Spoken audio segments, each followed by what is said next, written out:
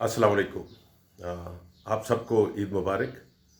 और आपने ये देखा होगा जब आप सुबह नमाज ईद की पढ़ने गए होंगे कि इंतहाई शिद्दत का हब्स है, और उसके साथ अक्सर इलाकों में जहाँ बारिश हुई है वहाँ तो ये हब्स है, और बाज़ इलाकों में इंतहाई सख्त गर्मी है। अब इंतहाई शदीद गर्मी, हब्स, और उसके साथ ईद उल अज़हा।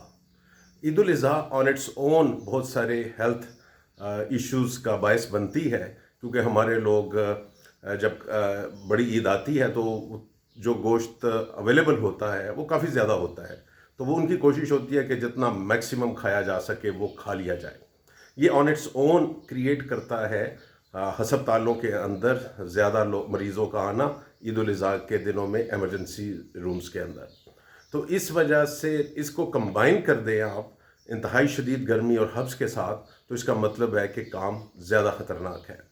तो इस शदीद गर्मी की अपनी कॉम्प्लिकेशंस हैं। आपके जिस्म का पानी जल्दी ख़त्म हो जाता है। आज सुबह आपने देखा होगा कि अगर हब्स था आपके इलाके में तो आपके जिस्म का पानी कई में से लीटर आपके पसीनों में निकल गया है।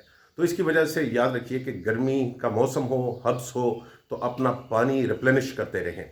यानी कि प्यास हो या ना हो, पानी पीते रहें, स्कंजबीन पीते रहें, नमकीन लस्सी पीते रहें, चाटी की लस्सी पीते रहें। ये सारों के अंदर वाटर कंटेंट ज़्यादा होता है और नमक की मिकदार होती है, और दही वगैरह बहुत कम होता है, और ज़्यादा इसके अंदर पानी होता है। तो ये बड़ा ज़रूरी है ताकि आपके जिस्म का पानी पूरा हो सके और आपके जिस्म के से निकलने वाले नमकियात पूरे हो सके। अब इसके साथ बड़ी ईद, बड़ी दावतें, पुलाव, बारबेक्यू, मुर्गी, ये गोश्त का सालन बन रहा है, और लोग अपनी बिसात से ज़्यादा खा रहे हैं। बिसात का मतलब है कि इतना हज़म करने की अहलियत नहीं रखते, उससे वो ज़्यादा खाते हैं।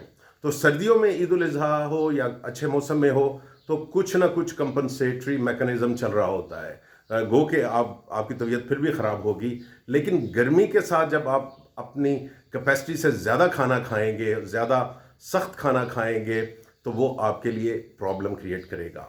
गर्मियों के अंदर और इस मौसम के अंदर ट्रेडिशनली हमारी जो बड़े बुज़ुर्ग थे, तो वो दोपहर के खाने बहुत लाइट रखा करते थे। कोई हल्की फुल्की सब्ज़ी हो गई, कोई दाल, माश की दाल हो गई, पुदीने की चटनी हो गई, इसके साथ दही बल्ले हो गए, आपके कोई हल्का फुल्की चीज़ के साथ। और बाज़ लोग तो मुझे याद है कि खरबूजे के साथ गर्मियों में रोटी खा लिया करते थे।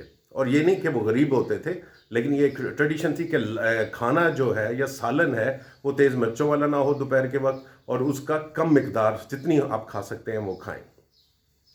अब प्रॉब्लम ये है कि आपके सामने गर्मी का मौसम है जिसमें आपको वैसे ही कम खाना चाहिए, उसके साथ ईद उल अज़हा है जिसमें आपने कोशिश करनी है कि आप तमाम चीज़ें खा सकें। लेकिन मेरी एडवाइस ये होगी टू इंश्योर कि इन दोनों के जो इकट्ठे साइड इफ़ेक्ट्स हेल्थ के बारे में आते हैं उनसे आप बच सकें। तो एक तो अपने पीने के लिए हमें वो पानी की मिकदार ज़्यादा रखें, जिस तरह मैंने कहा लस्सी वगैरह पीते रहें। उसके साथ खाने की मिकदार कम करें, और स्पेशली गोश्त के खाने की मिकदार कम कर दें। कोई ज़रूरी नहीं है कि आप ही नहीं सारा गोश्त खाना है, आपके जो गिरदोनवाह में गरीब गुरबा हैं उनके अंदर तकसीम कीजिए। ये नहीं कि इस खाने के लालच में अपने आप को आप बीमार कर दें। तो आप कम खाइए, सैलड ज़्यादा लेकर आइए। उसके साथ एक बात याद रखिए कि खाने की कैपेसिटी आपकी दो चीज़ों पे उससे फैक्टर होता है। एक आपकी उम्र कितनी है, और दूसरा आपकी फ़िज़िकल फ़िटनेस कैसी है, यानी कि आप फिज़िकली एक्टिव हैं या नहीं हैं।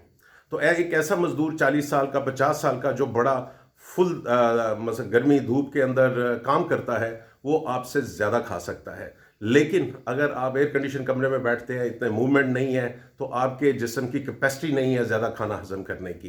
तो अपने जिस्म और अपनी फ़िज़िकल फ़िटनेस के मुताबिक जो भी आपने खाना खाना है वो खाएं। और इसी तरह आप ईद वाले दिन एमरजेंसी रूम जाने से बच सकते हैं।